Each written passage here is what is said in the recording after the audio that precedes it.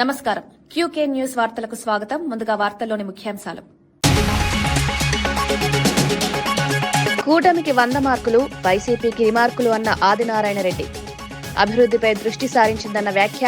గత పాలనలో లోపాలపై విమర్శలు, ప్రజలే సమాధానం చెప్తారని ధీమా.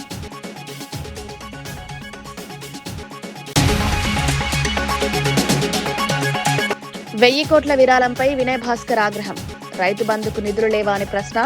420 హామీలు అమలు చేయాలని డిమాండ్. డైవర్షన్ రాజకీయాలపై తీవ్ర విమర్శలు.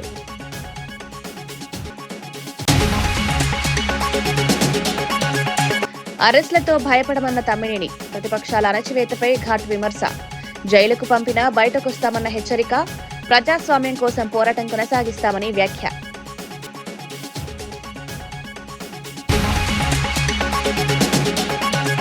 సభా వేదికపై భావోద్వేగానికి గురైన విజయ్. డీఎంకేపై ఘాటు విమర్శలు చేసిన టీవీకే చీఫ్. విజిల్కు ఓటేయాలని ప్రజలకు పిలుపు. అవినీతి పాలనపై మార్పు కోరిన విజయ్.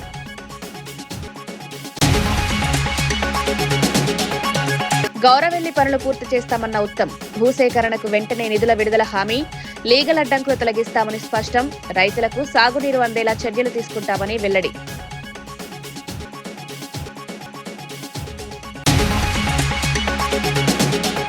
సీఎం రేవంత్ రెడ్డిపై కేటీఆర్ చేస్తున్న ఆరోపణలు పూర్తిగా అర్ధరహితమని టీపీసీసీ అధికార ప్రతినిధి చరణ్ కౌశిక్ యాదవ్ మండిపడ్డారు. తెలంగాణ నుంచి 1000 కోట్లు కేరళకు తరలిస్తున్నారన్న వ్యాఖ్యలను ఖండించారు.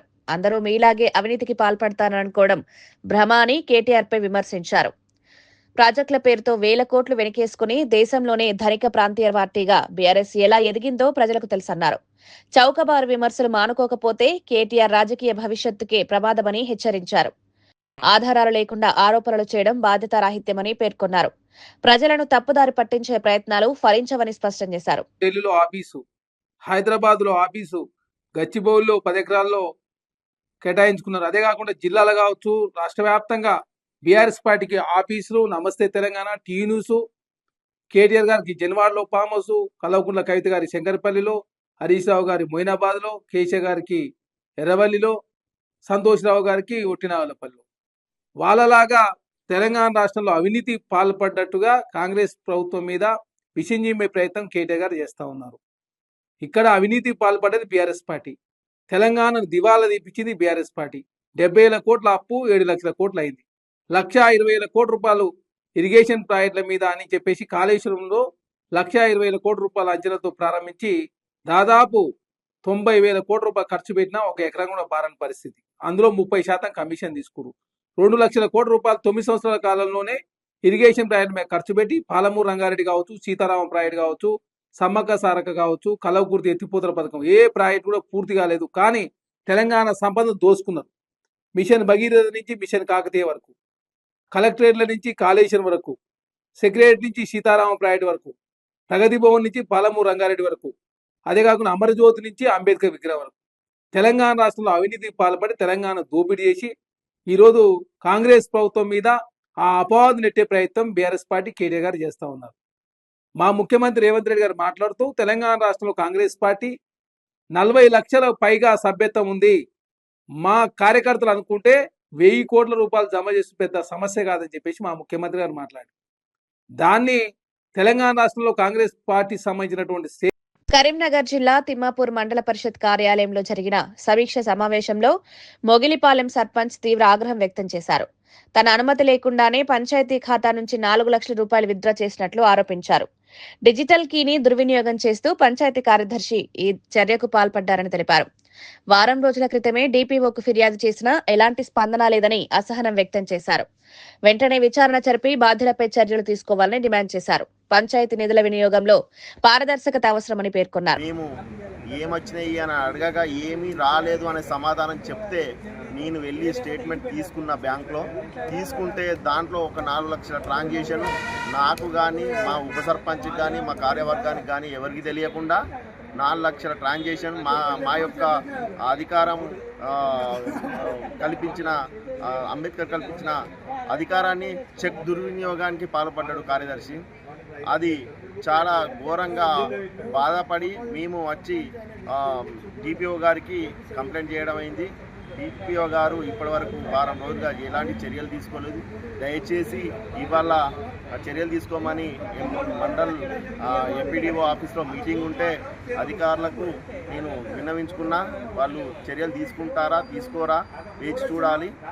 2 రోజుల తర్వాత చర్యలు స్టార్ట్ చేస్తామని చెప్పారు.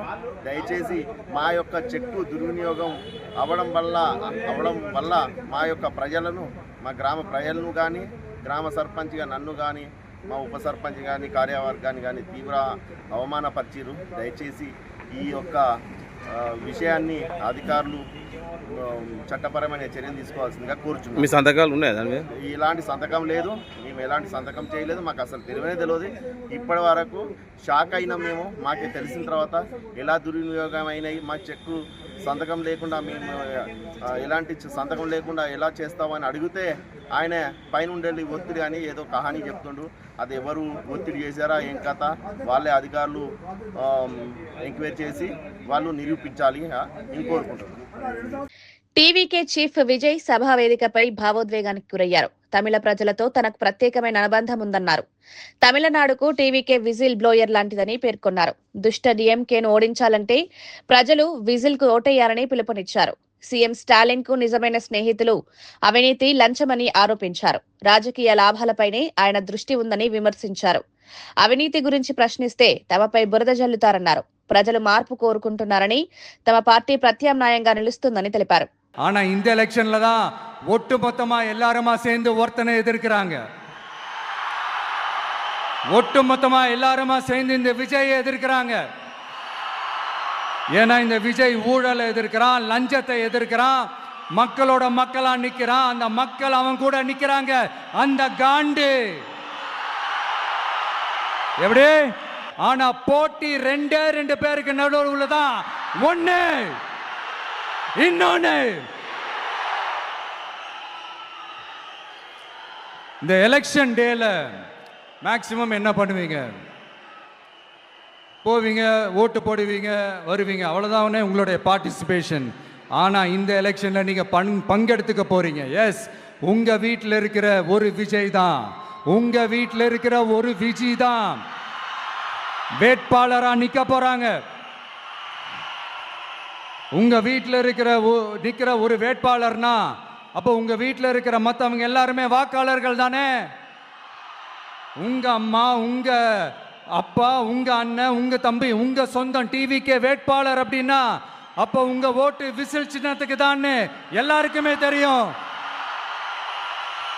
ஏன் நம்மளோட எதிரிங்களுக்கு கூட அது நல்லாவே தெரியும். அதனாலதான் நமக்கு எதிராக அவ்வளவு அவதூறு பரப்புறாங்க. எனக்கு அரசியல் தெரியலன்னு சொன்னா அது மக்களுக்கு அரசியல் தெரியலன்னு சொல்ற மாதிரின்னு. என்ன அசிங்கமா பேசினா அது மக்கள் அசிங்கமா பேசுற மாதிரின்னு. எனக்கு எதிராக செய்யற ஒவ்வொரு செயலும் அது மக்களுக்கு எதிராக செய்யற செயல் அவங்களுக்கு தெரியாம போச்சு. இந்த விஜயும் மக்களும் வேறு வேறு இல்லை. இந்த விஜயும் மக்களும் ரத்தமும் சதையும் மாறி, உடலும் உயிரும் மாறி, ஒன்னிலிருந்து ஒண்ண பிரிக்கவே முடியாது. ఎస్. గౌరవెల్లి ప్రాజెక్టును పూర్తి చేయడానికి కాంగ్రెస్ ప్రభుత్వం కట్టుబడి ఉందని నీటిపారుదల శాఖ మంత్రి ఉత్తమ్ కుమార్ రెడ్డి స్పష్టం చేశారు. మంత్రి పొన్నం ప్రభాకర్ ఒత్తిడి నేపథ్యంలో 3 జిల్లాల కలెక్టర్లు అడ్వకేట్ జనరల్ తో సమీక్ష నిర్వహించారు. భూసేకరణకు వెంటనే నిధులు విడుదల చేస్తామని తెలిపారు. సుప్రీంకోర్టులో ఉన్న పర్యావరణ కేసులో విజయం సాధిస్తామన్న ధీమా వ్యక్తం చేశారు. లీగల్ చిక్కులు తొలగించి పనులను వేగవంతం చేస్తామని హామీ ఇచ్చారు. రైతులకు సాగునీరు అందేలా చర్యలు తీసుకుంటామని పేర్కొన్నారు. వారు నిరంతరం ఇరిగేషన్ డిపార్ట్మెంట్ తోని ఈ గౌరవెల్లి ప్రాజెక్టు పూర్తి చేయాల్సిన ఆవశ్యకత, అవసరం, అర్జెన్సీ గురించి మా మీద పదే ఒత్తిడి తీసుకొస్తున్నారు. ఈరోజు మరి గౌరవ మంత్రివర్యులు ప్రభాకర్ గారితో, అదేవిధంగా మరి 3 కలెక్టర్లతో సిద్దిపేట, జనగాం అండ్ కరీంనగర్ కలెక్టర్లు ప్లస్ ఇరిగేషన్ అధికారులు ప్లస్ రాష్ట్ర అడ్వకేట్ జనరల్ అందరితో మీటింగ్ పెట్టి లీగల్ హర్డిల్స్ ఎట్లా క్రాస్ చేయాలి, అదేవిధంగా ఆ ప్రాజెక్టులో ఎట్లా ముందుకు పోవాలి, ల్యాండ్ అక్విజిషన్ విషయంలో మరి ఏ విధంగా మనం ముందుకు పోవాలి. నేను స్పష్టంగా ఒక అష్యూరెన్స్ ఇచ్చిన, ల్యాండ్ అక్విజిషన్కి వెంటనే అమౌంట్ విడుదల చేస్తామని చెప్పి మంత్రి గారికి, అధికారులకు కూడా అష్యూరెన్స్ ఇవ్వడం జరిగింది. అదేవిధంగా ఆ లీగల్ హర్డిల్స్ మరి న్యాయ చిక్కులు ఏ విధంగా అధిగమించాలని చెప్పి కూడా డిస్కస్ చేసినాం. ఎల్లుండి సుప్రీంకోర్టులో కూడా కేసు ఉంది. సుప్రీంకోర్టులో కూడా మనం తప్పనిసరిగా మనం గెలుస్తాం, ఎన్వైరన్మెంట్ క్లియరెన్స్ వస్తుందనే నమ్మకం, విశ్వాసం నాకుంది.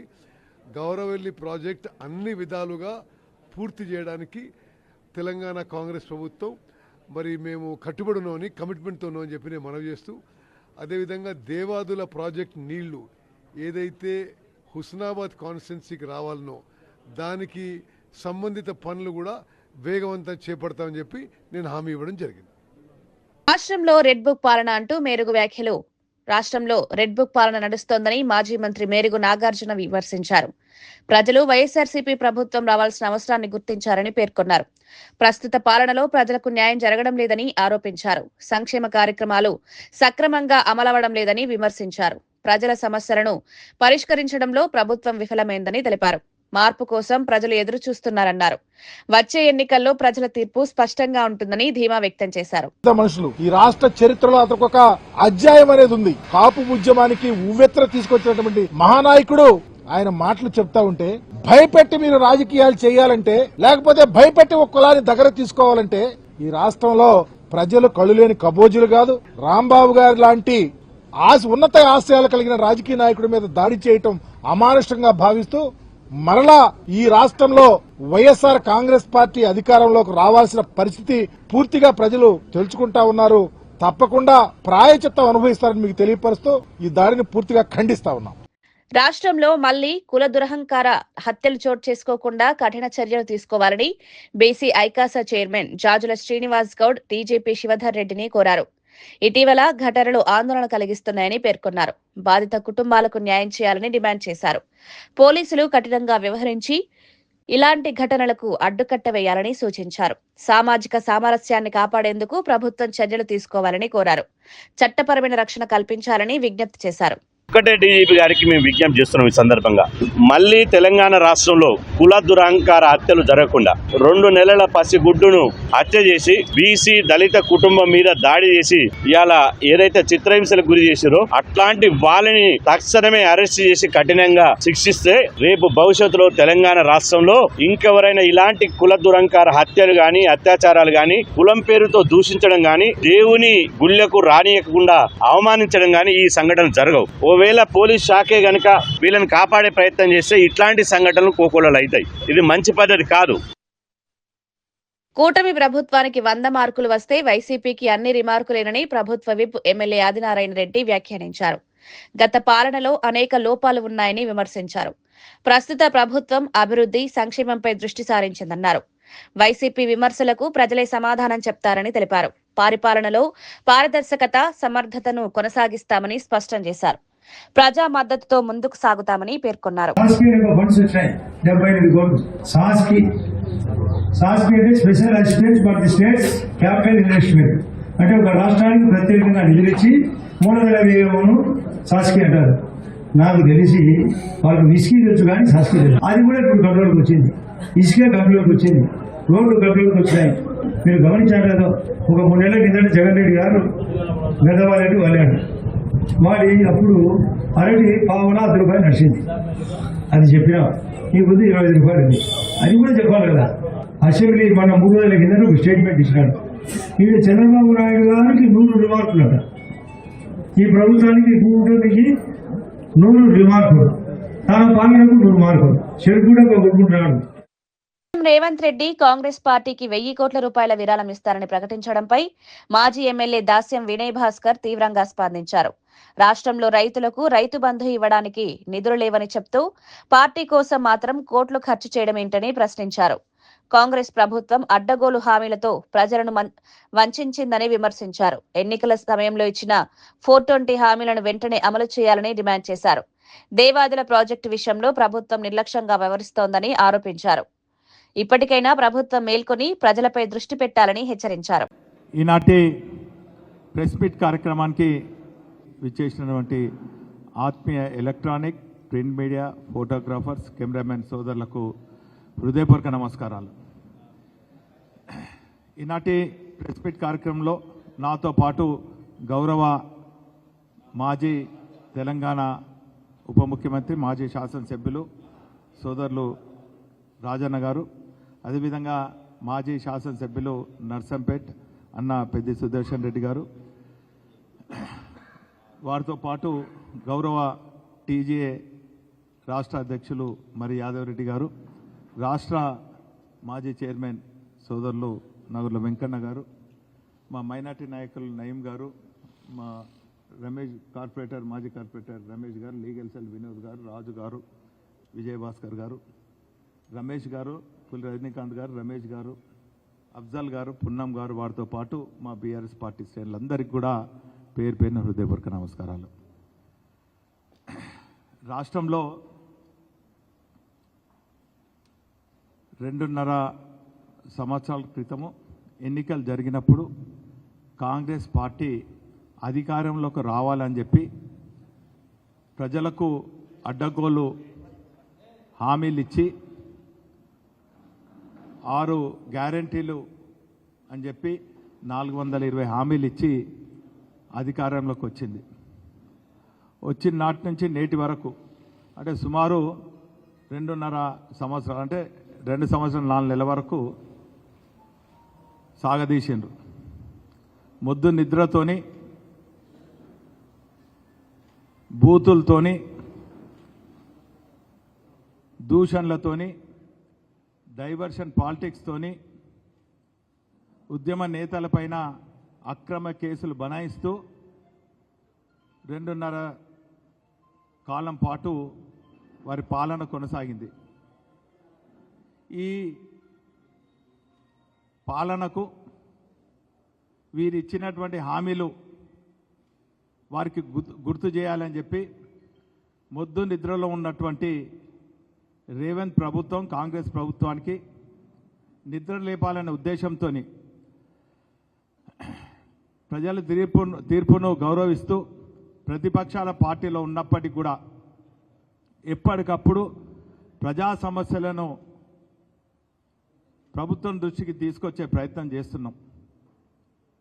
మా బీఆర్ఎస్ పార్టీ కార్యాలయాలు కూడా జనతా అనకాపల్లి జిల్లా సీతానగరానికి చెందిన సైనికుడు వినోద్ తన భూమి ఆక్రమణపై జిల్లా కలెక్టర్కు ఫిర్యాదు చేశారు. వారసత్వంగా వచ్చిన 32 సెంట్ల భూమిలో 22 సెంట్లను స్థానికులు తమ పేర్లకు మార్చుకున్నారని ఆరోపించారు. తన కుటుంబంలో సాగులో ఉన్న భూమిపై దాడులు చేస్తున్నారని తెలిపారు. వెంటనే విచారణ జరిపి భూమిని తిరిగి తనకు అప్పగించాలని కోరారు. సైనికుడిగా దేశానికి సేవ చేస్తున్న తనకు న్యాయం చేయాలని విజ్ఞప్తి చేశారు. అధికారులు ఫిర్యాదును స్వీకరించి పరిశీలిస్తామని తెలిపారు. భూమి వివాదం స్థానికంగా చర్చనీయాంశమైంది. నేను సెలవులకు వచ్చి 8 నెలలు అవుతుంది. నాకు చెందిన 38-4 సర్వే నెంబర్లో ఉన్న భూమిని నా పక్క ఆక్రమణదారులు 22 సెంట్లు ఆక్రమించి ప్రస్తుతం నా పేరున 10 సెంట్లు మాత్రమే ఆన్లైన్లో ఉంది. మిగతా 22 సెంట్లు కూడా ఆక్రమించి నేను వేరే ఊరికి దూరంగా ఉండడం వల్ల, దేశం కోసం సర్వీస్ చేయడం వల్ల నేను ఇంటి దగ్గర మా పేరెంట్స్కి నేను అండగా నిలవలేకపోతున్నాను. నేను దీనికోసమే గత 2 సంవత్సరాలుగా ఎన్నోసార్లు పీజీఆర్ఎస్లో కంప్లైంట్ చేశాను. అయినా సరే అధికారుల నుంచి ఎటువంటి స్పందన లేదు. నా పక్క ఆక్రమణదారులు ఫేక్ డాక్యుమెంట్లు సృష్టించి ఆ ఫేక్ డాక్యుమెంట్ల సహాయంతో ఎంఆర్ఓల్ని, విఆర్ఓల్ని చేసి మభ్యపెట్టి వాళ్ళని ఆన్లైన్ చేయించుకున్నారు. ప్రస్తుతం నాకు సంబంధించిన 32 సెంట్లో కేవలం 10 సెంట్లు మాత్రమే ఆన్లైన్ ఉంది. మిగతా 22 సెంట్ల భూమి కూడా వేరే వాళ్ళకి ఆన్లైన్ చేసి నేను ఇప్పుడు ఎంఆర్ఓ ఆఫీస్కి వెళ్ళినా లేదంటే విఆర్ఓని కలిసినా సరే వాళ్ళు ఎవరో నాకు న్యాయం చేయట్లేదు. దయచేసి మీడియా మిత్రులు నా సమస్యను అర్థం చేసుకుని నా సమస్యకి పరిష్కార మార్గం చూపించాలని కోరుకుంటున్నాను. Thank you. అరెస్టులు చేసి జైల్లో పెట్టడం ఎంతవరకు సమంజసమని మాజీ స్పీకర్ తమ్మినేని సీతారాం ప్రశ్నించారు. అరెస్టు చేస్తే భయపడతారని అనుకోవద్దని హెచ్చరించారు. అంబటి, జోగిరెడ్డి, చెవిరెడ్డి, పిన్నెడి రామకృష్ణారెడ్డిని అరెస్టు చేశారని గుర్తు చేశారు. మీరేం చేసినా మేము బయటకు వస్తామని అన్నారు. 4 సార్లు సీఎం అయ్యాక కూడా పాలనలా ఎలా చేయాలో తెలియదా అని విమర్శించారు. ప్రతిపక్షాలను అనగదొక్కడమే లక్ష్యంగా చర్యలు తీసుకుంటున్నారని ఆరోపించారు. ప్రజాస్వామ్యాన్ని కాపాడేందుకు పోరాటం కొనసాగుతుందని స్పష్టం చేశారు. అరెస్టుల మీద అరెస్టులు చేసి జైల్లో పెట్టడం అది ఎంతవరకు సమంజసమో వారి విజయంకే విడిచిపెడుతున్నారు. నేను చాలా స్పష్టంగా చెప్పదలుచుకున్నాను. ఈ విధమైనటువంటి అరెస్టులు మీరు ఈ రాష్ట్రంలో చేస్తే భయపడిపోయి ఏదో చేస్తారనుకుంటే అది చాలా పొరపాటు. మీరు ఏం చేశారు?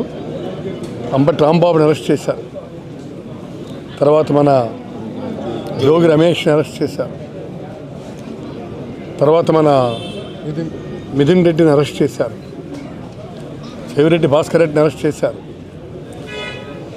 మరి అరెస్టే చేయలేదు కానీ మహిళ అయినటువంటి విడుదల రజనీ గారిని మీరు ఇష్టం వచ్చినట్టుగా పిన్నెల రామకృష్ణారెడ్డి గారిని అరెస్ట్ చేశారు. తర్వాత మన ఎవరిది రమణాయుడిని అరెస్ట్ చేశారు. ఈ విధంగా అరెస్టుల మీద అరెస్టులు చేసుకుంటూ వెళ్తున్నారు. ఈ అరెస్టుల వల్ల ఏంటవుతుంది? బెదిరిపోయి ఏదో చేస్తామనుకుంటున్నారా? కాదు, దీనివల్ల రాటుదేలినితనం వస్తుంది. మీరు ఏం చేస్తారన్నా రేపు ఉదయం రా కమాన్ అంటాం.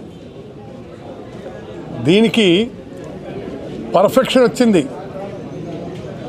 అర్థం కాలేదా? రాష్ట్రంలో ప్రభుత్వం ఇచ్చింది దేనికోసం? మిమ్మల్ని పాలించమని. కామారెడ్డి ప్రభుత్వ డిగ్రీ కళాశాల భూముల అంశంపై ఎమ్మెల్యే వెంకటరమణారెడ్డి కాంగ్రెస్ నాయకుల మధ్య వివాదం రోజురోజుకు తీవ్రమవుతోంది. భూముల విషయంలో అక్రమాలు జరిగాయంటూ ఆరోపణలు వినిపిస్తున్నాయి.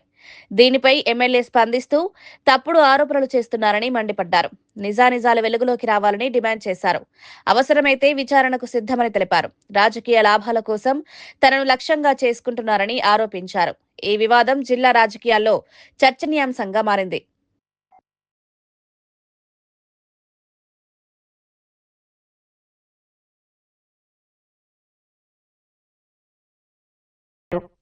ఈ సమాచార హక్కు చట్టం కింద మనము ప్రభుత్వానికి అంటే అధికారులకు పెట్టడం జరిగింది. ఇవాళ MRO Kamareddy, RDO Kamareddy, additional collector revenue Kamareddy వారికి పెట్టడం జరిగింది. అట్లాగే కలెక్టర్ గారిని కలిసి ఇవాళ ఒక అప్లికేషన్ ఇచ్చి ఈ వారం 10 రోజుల లోపల దాంట్లో ఏదైనా తప్పు జరిగితే నేను ఇప్పుడు నా మాట మీద నిలబడే ఉన్నా. ఒక్క గజం కాదు, 1 ఇంచ్ జాగా అటు ఇటు పోయినట్టయితే అది కింద మా కుటుంబం కానీ మేము కానీ ఈ 60 సంవత్సరాల్లో ఎప్పుడైనా తప్పు చేసినట్టయితే ఇవాళ రాజీనామా చేసి రాజకీయ సన్యాసం చేయడానికి నేను సిద్ధంగా ఉన్నాను.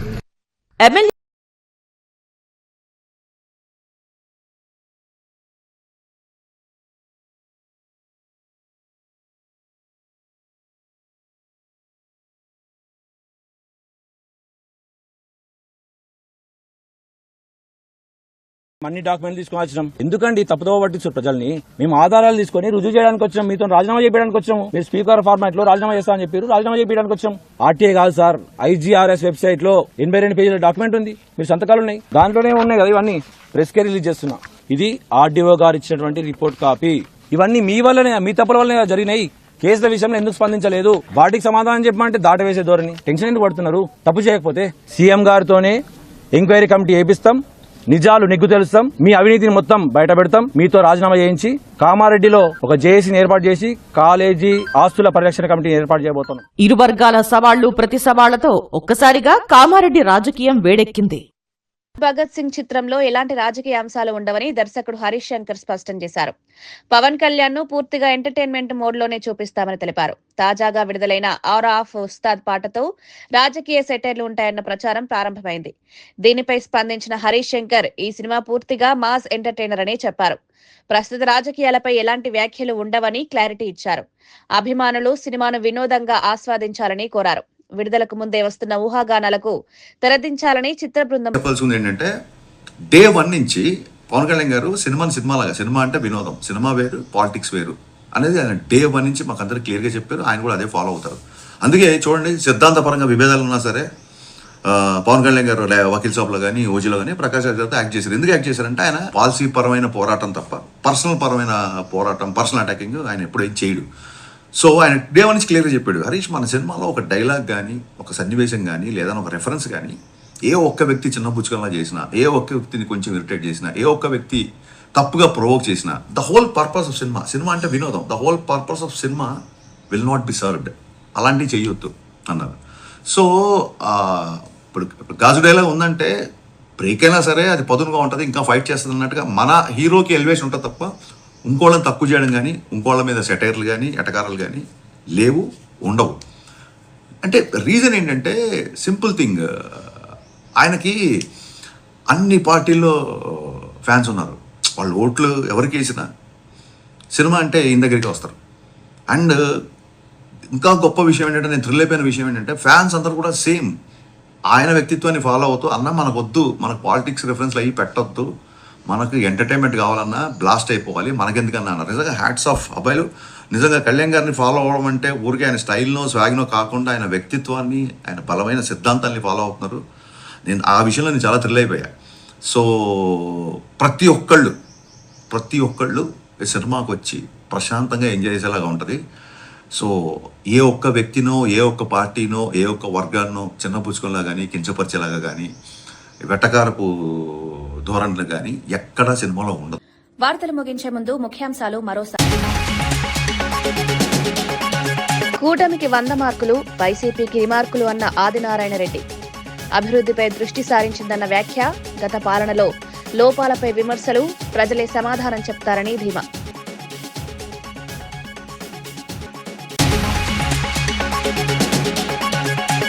వెయ్యి కోట్ల విరాళంపై వినయ్ భాస్కర్ ఆగ్రహం. రైతు బంధుకు నిధులు లేవా అని ప్రశ్న.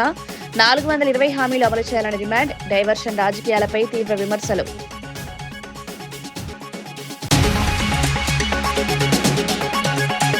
అరెస్టులతో భయపడమన్న తమ్మినేని. ప్రతిపక్షాల అణచివేతపై ఘాట్ విమర్శ. జైలుకు పంపినా బయటకొస్తామన్న హెచ్చరిక. ప్రజాస్వామ్యం కోసం పోరాటం కొనసాగిస్తామని వ్యాఖ్య.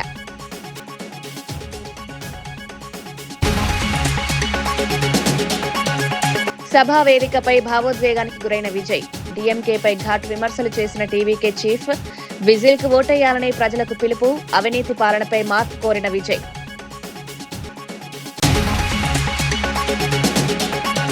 గౌరవెల్లి పనులు పూర్తి చేస్తామన్న ఉత్తమ్. భూసేకరణకు వెంటనే నిధుల విడుదల హామీ.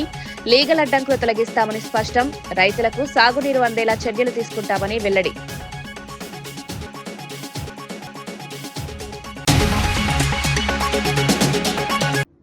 ఇవి ఈనాటి వార్తా విశేషాలు. మరో బులెటిన్లో మళ్ళీ కలుద్దాం. నమస్కారం.